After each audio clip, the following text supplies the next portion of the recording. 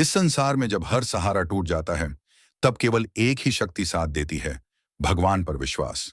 जो सच्चे मन से प्रभु को पुकारता है, उसकी रक्षा स्वयं नारायण करते हैं। आज की यह कथा उसी अटूट विश्वास की महिमा सुनाती है।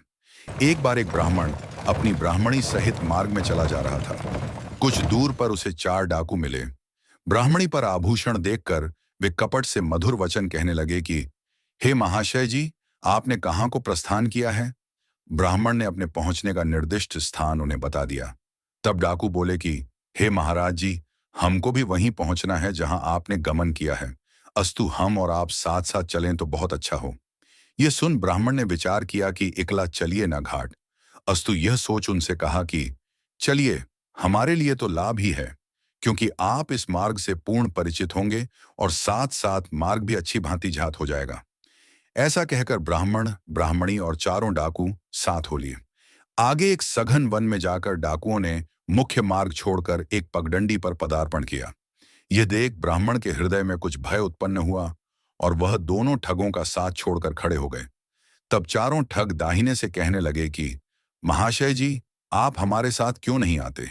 यदि हम आपके साथ कोई दुष्कर्म करें तो हमारे और आपके बीच में रमापति राम साक्षी हैं।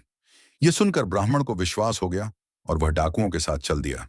अब आगे जाकर जब वे झाड़ियों के मध्य में प्रवेश कर गए, तब ठगों ने ब्राह्मण को मारने के लिए तलवार निकाल ली।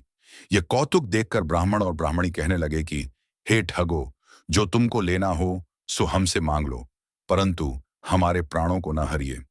यह सुनकर ठग बोले कि हे ब्राह्मण, हम बिना प्राण हरण किए किसी व्यक्ति का धन नहीं लेते। यह हमारा आदि सनातन धर्म है।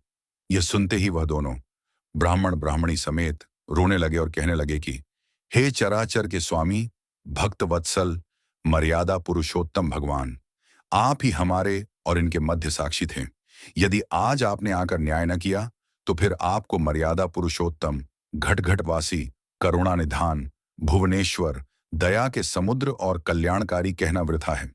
यदि आज न्याय न हुआ तो यह पृथ्वी रसातल को चली जाएगी। इसमें कुछ भी आश्चर्य नहीं है। ब्राह्मणों के इन वचनों को सुनकर विश्वास निवासी भगवान सुदर्शन चक्र धारण किए वहीं आ खड़े हुए और तुरंत ही चारों डाकुओं को मार डाला। ब्राह्मण ब्राह्मणी को दर्शन देकर भगवान अंतर्धान हो गए। इसीलिए इस कथा से यह शिक्षा मिलती है कि भगवान पर विश्वास रखकर कठिन से कठिन कार्य भी सिद्ध हो जाता है। इस विषय में एक कवि ने लिखा है, दोहा जो जन आए हरि निकट, धरि मन में विश्वास, कोई न खाली फिर गयो, पूरी लियो निज आस, बिन विश्वास भक्ति नहीं, ते बिन द्रवत दिन राम, राम कृपा बिन स्वप्नेन्दु, जीव न लहै विश्राम, श्यामा।